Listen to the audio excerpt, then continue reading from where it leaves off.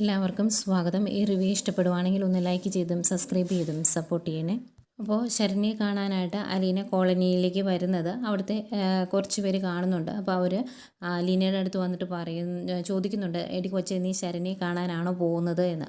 അന്നേരം അതെ, അവളെ കാണാനാണ് പോകുന്നത് എന്ന് പറയുമ്പോൾ അവർ പറയുന്നുണ്ട്, നീ ഇനി അങ്ങോട്ട് ചെല്ലുമ്പോൾ ഒന്ന് സൂക്ഷിക്കുന്നത് നല്ലതാണ്.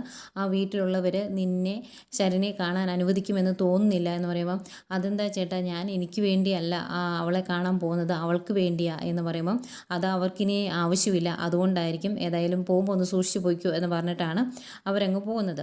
അത് കഴിയുമ്പം അലീനയ്ക്കൊരു സംശയം.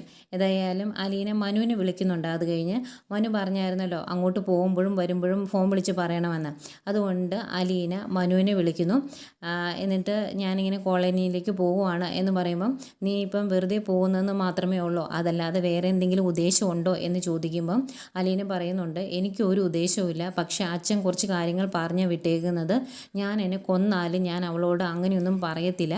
അങ്ങനെ പറഞ്ഞിട്ടുണ്ടെങ്കിൽ ഇത്രയും കാലം ഞാൻ അവളോട് കാണിച്ച സ്നേഹം ഇതിന് വേണ്ടിയാണ് എന്ന് അവൾ തെറ്റിദ്ധരിക്കും. അതുകൊണ്ട് ഞാൻ രോഹിത്തിൻ്റെ കാര്യമൊന്നും അവളോട് സംസാരിക്കില്ല, അല്ലാതുള്ള കാര്യങ്ങൾ അവളോട് സംസാരിക്കുകയും അവൾ ധൈര്യപ്പെടുത്തുകയും ഒക്കെ ചെയ്യും. എന്നിട്ട് അവൾ തന്നെ തീരുമാനിക്കണം എന്താണ് പറയേണ്ടത് എന്ന്. അങ്ങനെ അവൾ തീരുമാനിച്ച് സത്യം പറയണം, അങ്ങനെയാണ് വേണ്ടത്, അല്ലാതെ ഞാൻ വേറൊരു രീതിയിലും അവളോട് സംസാരിക്കില്ല എന്നൊക്കെ പറയുമ്പം മനു പറയുന്നുണ്ട്, അത് നിൻ്റെ ഇഷ്ടം. പിന്നെ നീ ഒന്ന് ഓർക്കണം, നിൻ്റെ ഒരു വാക്കുകൊണ്ട് ചിലപ്പം രക്ഷപ്പെടാൻ പോകുന്നത് സ്വന്തം കൂടപ്പിറപ്പിൻ്റെ ജീവിതമായിരിക്കും, അതൊന്നും ഓർക്കുന്നത് നല്ലതാ എന്ന് പറയുമ്പം അലീന പറയുന്നുണ്ട്, അതെങ്ങനെയാണ് മനുവേട്ട ഞാൻ ആ രീതിയിൽ അവളോട് സംസാരിക്കുന്നത്? ഞാൻ അങ്ങനെ സംസാരിച്ചു എന്ന് അവളുടെ വീട്ടുകാരറിഞ്ഞാലും അതും അവർക്കും ഇഷ്ടമാവില്ല, അവരെന്നെ തെറ്റിദ്ധരിക്കില്ലേ, അതുകൊണ്ട് ഞാൻ അങ്ങനെയൊന്നും ചെയ്യുകയില്ല എന്ന് പറയുന്നു. പിന്നെ ഞാൻ അവിടെ ചെന്ന് അവളോട് സംസാരിക്കട്ടെ, അവൾ എന്താ പറയുന്നതെന്നൊക്കെ അറിയാലോ എന്നൊക്കെ പറയുമ്പം മനു പറയുന്നുണ്ട്, ആയിക്കോട്ടെ എന്ന്.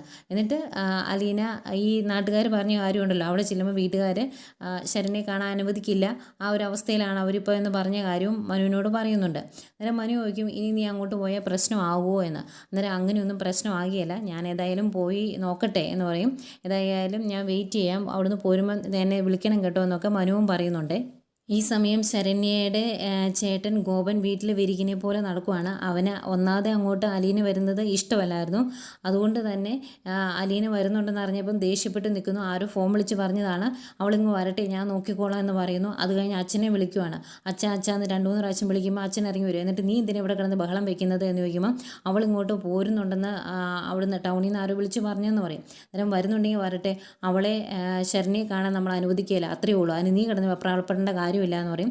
അധികം 2-3 നാട്ടുകാരൊക്കെ വന്നിട്ട്, എടാ 2-3 പേരെ കൂടെ കൂട്ടട്ടെ എന്നൊക്കെ ചോദിക്കുമ്പോൾ കൂട്ടിക്കോളാനൊക്കെ പറയുന്നുണ്ട്. അതുപോലെ അനിയൻ ഓമനക്കുട്ടനെ പറഞ്ഞു വിട്ടിട്ടുണ്ടായിരുന്നു അവൾ എവിടെ വരെ എത്തിയെന്ന് നോക്കാൻ. അവൻ തിരിച്ചോടി വന്നിട്ട് ദേ ഇവിടെ എത്താറായി എന്ന് പറയും. അന്നേരം ഇതെല്ലാം കണ്ടിട്ട് ശരണ്യയുടെ അമ്മ ചോദിക്കുന്നുണ്ട്, നിങ്ങൾക്കൊക്കെ എന്താ, ആ പെങ്കൊച്ചി ഇവിടെ വന്ന് ശരണ്യെ ഒന്ന് കണ്ടു എന്ന് കരുതി എന്ത് സംഭവിക്കുമെന്നാണ്, അവളിങ്ങോട്ട് വരുന്നത് ബോംബ് കൊണ്ടാണോ എന്നൊക്കെ ചോദിക്കുന്നതേക്കും ദേഷ്യം വരും ഗോപന്. ഈ കാര്യം ഞങ്ങൾ സംസാരിച്ചോളാം, ഞങ്ങൾ ഡീൽ ചെയ്തോളാം, അമ്മ ഇതിൻ്റെ അകത്ത് ഇടപെടേണ്ട കാര്യമില്ല എന്നൊക്കെ പറയും. അമ്മയ്ക്ക് അതങ്ങ് ഇഷ്ടപ്പെടുന്നില്ല കേട്ടോ. ഏതായാലും ഇവരിങ്ങനെ സംസാരിച്ചുകൊണ്ട് നിൽക്കുന്നതേക്കും അങ്ങോട്ടേക്ക് അലീന വരും. അന്നേരം അലീന ചോദിക്കുന്നുണ്ട്, ഇതെന്താ എല്ലാവരും എന്നെ വെയിറ്റ് ചെയ്ത് നിൽക്കുമായിരുന്നോ, ഞാൻ വേറൊരു ഉദ്ദേശത്തിനല്ല കേട്ടോ വരുന്നത്, ശരണ്യെ കാണാൻ വേണ്ടി മാത്രമാണ് എന്ന് പറയും. എന്നിട്ട് അകത്തേക്ക് കയറാൻ നോക്കുന്നതേക്കും ഗോപം വന്ന് തടയും. വേണ്ട, നീ ഇന്ന് ശരണ്യെ കാണണ്ട എന്ന് പറയുമ്പോൾ, അതെന്താ ഗോപ അങ്ങനെ, ഞാൻ ഇങ്ങോട്ട് വന്നത് അവളെ കാണാൻ വേണ്ടി മാത്രമാണ്, അവളെ ജീവിതത്തിലേക്ക് തിരിച്ചു കൊണ്ടുവരാനാണ് എന്നൊക്കെ പറയുമ്പം ഗോപൻ പറയുന്നുണ്ട്, തിരിച്ചു കൊണ്ടുവന്ന അത്രയും മതി, ഇനി ഒരുപാട് തിരിക്കണ്ട എന്ന്. അന്നേരം അതെന്താ ഗോപ നീ ഇങ്ങനെ ഒക്കെ പെരുമാറുന്നത്, ഞാനിവിടെ വന്ന് അവളോട് സംസാരിക്കുകയും അവളെ കൊണ്ട് പുറത്ത് പോവുകയും ഒക്കെ ചെയ്ത് പിന്നെയല്ലേ അവൾക്ക് ഒരു ചിരിയൊക്കെ മുഖത്ത് വന്നത്, അവൾ ജീവിക്കണമെന്നൊരു ആഗ്രഹത്തിലേക്ക് എത്തിയത് എന്നൊക്കെ ചോദിക്കുമ്പോഴും ഗോപനെ തീരെ ഇഷ്ടപ്പെടുന്നില്ല. ഇനി നീ ഒരുപാട് ഇങ്ങോട്ട് അടുക്കാൻ നോക്കണ്ട, ഞങ്ങൾക്കത് ഇഷ്ടമല്ല, നീ നിൻ്റെ പണി നോക്കി എന്ന് പറഞ്ഞ് ഭയങ്കരമായിട്ട് ദേഷ്യപ്പെടുന്നുണ്ട്. ഇതെല്ലാം കേട്ട് അകത്ത് ഇരിപ്പുണ്ട് ശരണ്യയ്ക്ക് ആകെ വിഷമാവുന്നുണ്ട്. ശരണ്യ കരയുന്നുണ്ട് കേട്ടോ. ഇവരുടെ അടുത്ത് ഒന്നും വന്ന് പറയാൻ പറ്റത്തില്ലല്ലോ. ഏതായാലും അലീന കുറേ തർക്കിച്ചു നോക്കുന്നുണ്ട്, പക്ഷേ ഗോപൻ സമ്മതിക്കുന്നില്ല. അപ്പോഴത്തേക്കും വേറെ കുറേ നാട്ടുകാരൊക്കെ അപ്പുറത്തും ഇപ്പുറത്തുമൊക്കെ വന്ന് നിൽക്കുന്നുണ്ട്. അലീന അതൊക്കെ ശ്രദ്ധിക്കുന്നുണ്ട്. അലീനയ്ക്ക് ചെറിയ ടെൻഷനൊക്കെ ആയി തുടങ്ങി. അപ്പോഴത്തേക്കും സമുദായ നേതാക്കളും വരുന്നുണ്ട് ഓട്ടോയിൽ. അവർ വന്നിട്ട് അലീനയോട് ചോദിക്കും, നീ ആ സ്വർണ്ണക്കടക്കാരൻ്റെ വീട്ടിൽ വേലയ്ക്ക് നിൽക്കുന്നതല്ലേ, നിനക്ക് ആ വീട്ടിൽ ഇഷ്ടം പോലെ ജോലിയില്ലേ, പിന്നെ എന്തിനാ നീ ഇപ്പം ഇങ്ങോട്ട് വന്നതെന്ന് ചോദിക്കുമ്പോൾ, ഞാൻ ശരണ്യെ കാണാൻ വേണ്ടിയാണ് വന്നത്, വന്നത് അവളെ ജീവിതത്തിലേക്ക് തിരിച്ചു കൊണ്ടുവരാനും അവൾക്ക് ധൈര്യം കൊടുക്കാനുമാണ് ഞാൻ വന്നത് എന്ന് പറയുമ്പം അങ്ങേര് പറയുന്നുണ്ട് അവൾക്ക് അത്രയും ധൈര്യത്തിൻ്റെ ആവശ്യമില്ല എന്ന്.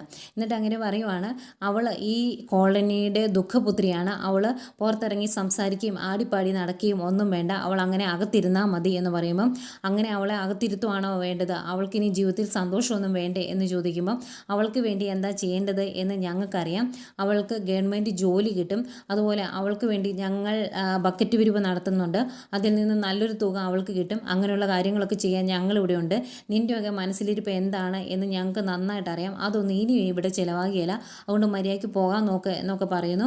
അന്നേരം അലീന കുറേ തർക്കിച്ച് നിൽക്കുന്നുണ്ട്, പക്ഷെ അവരാരും സമ്മതിക്കുന്നില്ല. കുറേ തർക്കിച്ചതിന് ശേഷം അങ്ങനെ പറയുവാണ്, എടാ ഗോപ ഇവളുടെ കയ്യെ പിടിച്ച് പുറത്തേക്ക് വലിച്ച് കൊണ്ട് വിടുക എന്ന്. അങ്ങനെ ഗോപൻ അലീനയുടെ കയ്യെ പിടിച്ച് വലിച്ചുകൊണ്ട് പോവാണ്. അന്നേരം അലീന പറയുന്നുണ്ട്, വിട് ഗോപ, എന്നെ കയ്യിൽ നിന്ന് വിട് എന്നൊക്കെ പറയുന്നുണ്ട്. അന്നേരം ഇത് അകത്ത് കേട്ടുകൊണ്ടിരുന്ന ശരണ്യയ്ക്ക് ദേഷ്യം വരും. സഹിക്കാൻ പറ്റാത്തതുകൊണ്ട് ശരണ്യ പുറത്തേക്ക് ഇറങ്ങി വന്ന് ചേട്ടാ എന്ന് വിളിക്കും. എന്നിട്ട് അവരുടെ അടുത്തോട്ട് ഇറങ്ങി വന്നിട്ട് ചേച്ചിയുടെ കയ്യിൽ നിന്ന് വിട് എന്ന് പറയും. അന്നേരം ആദ്യം ഗോപൻ കേൾക്കില്ല കേട്ടോ, കയ്യെ മുറുക്കി തന്നെ പിടിച്ചേക്കുവാണ്. അന്നേരം വിടാനല്ലേ പറഞ്ഞത് എന്നിങ്ങനെ ദേഷ്യപ്പെട്ട് പറയുമ്പോഴേക്കും കയ്യിൽ നിന്ന് വിടും.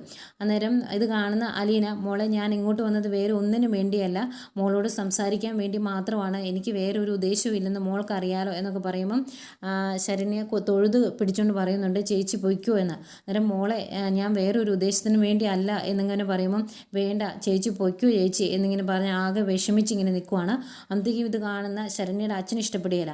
അങ്ങേരെ ഇറങ്ങി വന്നിട്ട് ശരണ്യയുടെ കയ്യെ പിടിച്ച് വലിച്ചുകൊണ്ട് പോവാണ്. എന്നിട്ട് ചോദിക്കുന്നുണ്ട്, നീ എന്ത് ധൈര്യത്തിലാണ് ഇങ്ങോട്ട് ഇറങ്ങി വന്നത്, നിന്നെ ആരെങ്കിലും ഇങ്ങോട്ട് വിളിച്ചായിരുന്നോ, മര്യാദ അകത്തിരുന്നോണം എന്ന് പറഞ്ഞ് പിടിച്ച് വലിച്ചുകൊണ്ട് അകത്തേക്ക് വിടുവാണ്. അന്നേരം ഗോപൻ അലീനയോട് പറയും, നിനക്കിപ്പോൾ മനസ്സിലായല്ലോ കാര്യങ്ങൾ, അവളും നിന്നോട് പൊയ്ക്കോളാൻ പറഞ്ഞില്ലേ, ഇനി ഇവിടെ നിൽക്കണ്ട പൊയ്ക്കോ എന്ന് പറയും. നേരം പൊയ്ക്കോളാം എന്ന് പറഞ്ഞ് വിഷമിച്ച് അലീന ഇങ്ങ് തിരിച്ചു പോരുവാണ്. നേരം അവിടുത്തെ ആ നേതാക്കന്മാർ പറയുവാണ്, ഒരുത്തി ഇങ്ങോട്ട് വന്നേക്കുന്നു ശരണ്യെ ധൈര്യപ്പെടുത്താൻ വേണ്ടി, ഇവരുടെയൊക്കെ ഉദ്ദേശം എന്താണ് എന്ന് ഞങ്ങൾക്ക് നന്നായിട്ട് അറിയാം, ഇവിടെ ചാക്കുംപടി പണമായിട്ട് ഓരോരുത്തർ പുറകെ നടന്നിട്ട് ഞങ്ങളൊന്നും അനുവദിച്ച് കൊടുത്തിട്ടില്ല, പിന്നെയല്ലേ ഇവിടുത്തെ പെങ്കുച്ചിൻ്റെ മനസ്സ് മാറ്റാൻ അവൾ വന്നേക്കുന്നത് എന്നൊക്കെ പറയുമ്പോഴത്തേക്കും ദേഷ്യം വരും അലീനയ്ക്ക്. അലീന തിരിഞ്ഞു നിന്നിട്ട് പറയുന്നുണ്ട്, നിങ്ങളുടെയൊക്കെ ഉദ്ദേശം എന്താണ് എന്ന് എനിക്ക് നന്നായിട്ട് അറിയാം, അവൾ ഇനി ഒരിക്കലും ജീവിതത്തിൽ സന്തോഷിക്കരുത്, അവളുടെ ജീവിതത്തിൻ്റെ ഉയരങ്ങളിലേക്ക് എത്തരുത്, അതല്ലേ നിങ്ങളുടെയൊക്കെ ഉദ്ദേശം, അവൾ ഇങ്ങനെ ഒരു ദുഃഖപുത്രിയായിട്ട് ഈ വീടിനകത്ത് കിടക്കണം, നിങ്ങൾക്ക് ഒരു രക്തസാക്ഷിയാക്കാൻ പറ്റുമായിരുന്നെങ്കിൽ അവളെ രക്തസാക്ഷിയാക്കിയേനെ, ഇതൊക്കെ എല്ലാവർക്കും മനസ്സിലാവുന്ന കാര്യമാണ്, നിങ്ങളുടെയൊക്കെ ആഗ്രഹം പോലെ നടക്കട്ടെ എന്ന് പറഞ്ഞിട്ട് അലീനെ അവിടെ നിന്ന് പോരും. അന്നേരം ആ കൂടെയുള്ള ഒരുത്തിന് ഇത് ഇഷ്ടപ്പെടില്ല. അവൻ വന്നിട്ട് അവളെ ഇങ്ങനെ വെറുതെ വിട്ടാൽ മതിയോ, അവൾ നമ്മുടെ കോളനി വന്ന് നമ്മളെ വെല്ലുവിളിച്ചില്ലേ എന്ന് വയ്ക്കുമ്പം, ഓ അവളെ കൊണ്ടുള്ള ശല്യം ഇതോടെ തീർന്നില്ലേ, ഇനിയിപ്പം അതിൽ പ്രതികരിക്കാനൊന്നും പോകണ്ട എന്ന് നേതാക്കന്മാർ പറയുന്നു. എന്നിട്ട് നേതാക്കന്മാരങ്ങ് പോരുവാണ്. അവരെല്ലാം പോയി കഴിയുമ്പോഴേക്കും ആകെ വിഷമമാകുന്നുണ്ട് ശരണ്യയുടെ അമ്മയ്ക്കും അതുപോലെ ശരണ്യയ്ക്കും. പിന്നെ കാണിക്കുന്ന വൈജയന്തിയാണ്. വൈജയന്തിക്ക് വേറൊരു വാടക വീട് വേണമല്ലോ, അതുകൊണ്ട് അതിന് വേണ്ടി ഒരു ബ്രോക്കറോട് പറഞ്ഞിട്ടുണ്ട്, അങ്ങേരെ ഹോസ്പിറ്റലിൽ വരിക. അന്നേരം ചോദിക്കുന്നുണ്ട് ഇതുവരെ വീടായില്ലേ എന്ന്. അന്നേരം ഒരു വീടായി, പക്ഷേ അതിനകത്ത് ഫർണിച്ചറില്ല, 2 കട്ടിലും ഒരു മേശയും കസേരയൊക്കെ ഉള്ളൂ എന്ന് പറയുമ്പം അതുപോരാ, എനിക്ക് എല്ലാ ഫർണിച്ചറും ഉള്ള വീട് വേണം, എൻ്റെ ആവശ്യങ്ങളൊക്കെ ഞാൻ തന്നോട് പറഞ്ഞതല്ലേ എന്ന് ചോദിക്കുമ്പം അതൊക്കെ ശരിയാണ്, പക്ഷേ അതുപോലൊരു വീട് കിട്ടണ്ടേ, ഞാൻ നോക്കുന്നുണ്ട്, ഉടനെ തന്നെ ഞാൻ നല്ലൊരു വീടിൻ്റെ ഫോട്ടോ ആയിട്ട് വന്നേക്കാം എന്നൊക്കെ പറയുമ്പം ഏതെങ്കിലും വീടിൻ്റെ അപ്സ്റ്റെയർ ആണെങ്കിലും മതി, എനിക്ക് പ്രശ്നമില്ല എന്നൊക്കെ പറയുന്നു. എന്നാൽ നാളെ തന്നെ ഞാൻ പൂർവാധികം ശക്തിയോടെ തിരിച്ചു വരുമെന്നൊക്കെ പറഞ്ഞിട്ട് അങ്ങനെ പോയി കഴിയുമ്പം വൈജയന്തി ഇങ്ങനെ മനസ്സിലോർക്കുക, നാളെയും ഏതെങ്കിലും ഒരു വളിച്ച വീടിൻ്റെ ഫോട്ടോ ആയിട്ട് വരും, ഇതൊക്കെ ഇങ്ങനെ തന്നെ മുന്നോട്ട് പോകുള്ളൂ, എന്ത് ചെയ്യാനാണ് എന്നിങ്ങനെ പറഞ്ഞ് ആകെ വിഷമിക്കുന്നുണ്ട് വൈജയന്തി കാലിലെ പ്ലാസ്റ്റർ പോലും വെട്ടാതെ മുന്നോട്ട് കൊണ്ടുപോകുന്നത് എങ്ങനെയെങ്കിലും ഒരു വാടക വീട് സെറ്റാക്കിയതിന് ശേഷം ഇതൊക്കെ ഒന്ന് വെട്ടാമെന്നോർത്ത് അതും അങ്ങേരോട് പറയുന്നുണ്ട്. അന്നേരം അത് 2 ദിവസത്തെ കാലം കിടന്നെന്നോർത്ത് കുഴപ്പമൊന്നുമില്ലെന്നേ, നമുക്ക് ശരിയാക്കാം എന്ന് പറഞ്ഞിട്ട് അങ്ങേര് പോകുന്നത്. പക്ഷേ ആകെ വിഷമാകുന്നുണ്ട് വൈജയന്തിക്ക് ഒരു വീട് സെറ്റ് ആകാത്തതിൻ്റെ പേരിൽ. പിന്നെ കാണിക്കുന്ന അലീനയാണ്. അലീന തിരിച്ചു വരുന്നു. അന്നേരം നടന്നു വരുന്നേ കണ്ടു കഴിയുമ്പം കൃഷ്ണമോളി ചോദിക്കുന്നുണ്ട്, ഇതെന്താ അവിടെ നിന്ന് ഇവിടെ വരെ നടക്കുമായിരുന്നോ, മുഖത്തൊരു ക്ഷീണം ഉണ്ടല്ലോ എന്ന് ചോദിക്കുമ്പം, ഇല്ല ഞാൻ ബസ് സ്റ്റോപ്പിൽ ഇറങ്ങിയിട്ട് ഇങ്ങോട്ട് നടന്നതാണ്, പിന്നെ ഇന്ന് പോയിട്ട് ശരണ്യെ എനിക്ക് കാണാൻ പറ്റിയില്ല എന്ന് പറയുമ്പോൾ അതെന്താ എന്ന് ചോദിക്കും. അന്നേരം അലീന ചോദിക്കും, അച്ഛനാകത്തില്ലേന്ന്. ഉണ്ട് ചേച്ചി വെയിറ്റ് ചെയ്തിരിക്കുവാണ് അച്ഛൻ എന്ന് പറയുമ്പം, എന്നാൽ ഞാൻ അച്ഛനെ ഒന്ന് കാണട്ടെ എന്ന് പറഞ്ഞ് അലീന അകത്തേക്ക് കയറി വരുന്നു. അന്നേരം ബാലേന്ദ്രൻ TV ഒക്കെ കണ്ടുകൊണ്ടിരുന്ന് മടുത്തു, എന്നിട്ട് മുകളിലോട്ട് കയറി പോകാൻ തുടങ്ങുമായിരുന്നു. അന്നേരം അച്ഛ എന്ന് വിളിക്കുവാണ് അലീന. അന്നേരം ഇതെന്താ നേരത്തെ ഇങ്ങോ പോകുന്നോ, നീ ശരണ്യോട് സംസാരിച്ചോ, എന്നിട്ട് എന്തായി എന്നൊക്കെ ഇങ്ങനെ ചോദിക്കുമ്പം, ഇല്ല അച്ഛ ഇന്ന് എനിക്ക് ശരണ്യെ കാണാൻ പറ്റിയില്ല, അവരെന്നെ ബ്ലോക്ക് ചെയ്തു, ഞാൻ കുറേ പറഞ്ഞിട്ടും ശരണ്യെ കാണാൻ അവർ അനുവദിച്ചില്ല എന്നൊക്കെ പറയുമ്പം ബാലേന്ദ്രൻ ചോദിക്കും, അതെന്താ അവളെ കാണാനും സംസാരിക്കാനും സംസാരിക്കാനും ഒക്കെ ഉള്ള സ്വാതന്ത്ര്യം അവർ എനിക്ക് തന്നിരുന്നതല്ല. ഇന്നിപ്പോൾ എന്താ പറ്റിയതെന്ന് ചോദിക്കുമ്പോൾ അതെന്താണ് എന്ന് എനിക്ക് മനസ്സിലായില്ല. പിന്നെ കഴിഞ്ഞ ദിവസം ശരണ്യ ഈ കാര്യങ്ങളെല്ലാം എന്നോട് തുറന്നു പറയുമ്പം ആ ഓമനക്കുട്ടൻ എൻ്റെ അടുത്തുണ്ടായിരുന്നു. അവൻ മിക്കവാറും ഈ കാര്യങ്ങളെല്ലാം വീട്ടുകാരോട് പറഞ്ഞു കാണും, വീട്ടുകാരും അറിഞ്ഞു കാണും. അതുകൊണ്ടായിരിക്കും അവർ ഇന്ന് എന്നെ ശരണ്യെ കാണാൻ അനുവദിക്കാതെ ഇരുന്നത് എന്നിങ്ങനെ പറയുമ്പം ബാലേന്ദ്രൻ ചോദിക്കും, അതെന്താ അങ്ങനെ? അവർക്ക് അറിയാലോ നീ അങ്ങോട്ട് ചെല്ലുന്നത് വേറെ ഒരു ഉദ്ദേശം വെച്ചല്ലായിരുന്നു. എന്നിട്ടും അവർ നിന്നെ എന്തിനാ തടഞ്ഞത്? അവർക്ക് ഈ സത്യമെല്ലാം മൂടി വെച്ചിട്ട് എന്ത് കിട്ടാനാ? അവർക്കിനി എന്താ വേണ്ടത്? ഒരു തെറ്റും ചെയ്യാത്ത എൻ്റെ മകൻ്റെ, നിരപരാധിയായ എൻ്റെ മകൻ്റെ ചോര കൂടി അവർക്കിനി വേണോ എന്നൊക്കെ ചോദിച്ച് ആകെ സങ്കടപ്പെട്ട് സംസാരിക്കുന്ന ബാലേന്ദ്രനെ കാണിക്കുന്നുണ്ട്. ഇതൊക്കെ കാണുമ്പം അലീനയ്ക്കും അതുപോലെ കൃഷ്ണമോൾക്കും ഒക്കെ ആകെ വിഷമമാവുന്നുണ്ട് കേട്ടോ. ഇത്രയായിരുന്നു ഇന്നത്തെ കഥ. പിന്നെ പ്രൊമോ കാണിക്കുന്നുണ്ട്. പ്രൊമോയിൽ DGP ശരണ്യയുടെ അച്ഛനോടും സമുദായ നേതാക്കളോടും സംസാരിക്കുന്നുണ്ട്. അന്നേരം DGP തന്നെ പറയുന്നുണ്ട്, അറിയാതെ നിങ്ങളുടെ മകളുടെ വായിൽ നിന്ന് ഒരു സത്യം പുറത്തു വന്നു, അതിനല്ലേ ഈ വെപ്രാളം കാണിക്കുന്നത് എന്ന് ചോദിക്കുന്നുണ്ട്.